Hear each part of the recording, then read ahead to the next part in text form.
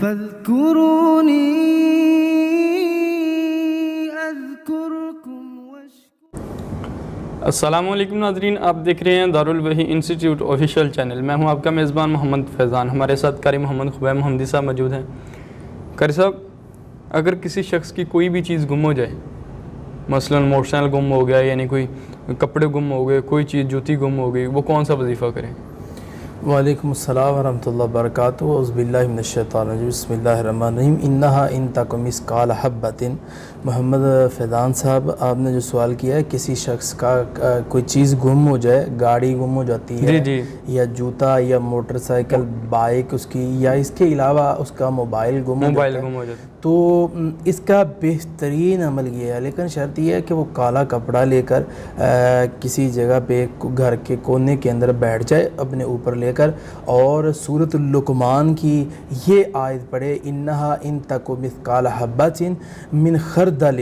یہ آیت کو یہ بار بار پڑھے، بار بار تقریباً یہ اس آیت کو 91 مرتبہ یہ پڑھے، تو یہ عمل 21 دن کا عمل ہے.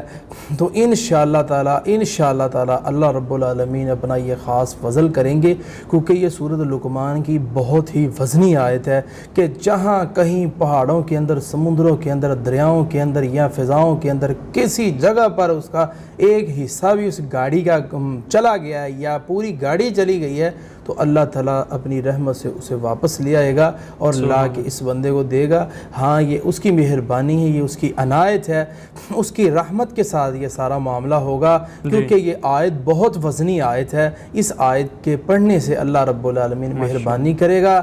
پریشان نہیں ہونا. کیوں؟ قرآن مجید کے اندر ایسی کوئی چیز نہیں ہے کہ جو موجود نہ ہو.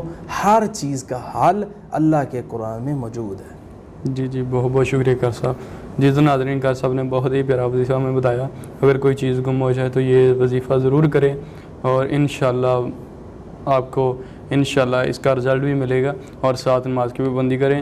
اگلے سوال کے ساتھ پھر حاضر ہوں گے، تب تک کے لیے ہمیں اجازت دیجیے. اللہ حافظ. فاذكروني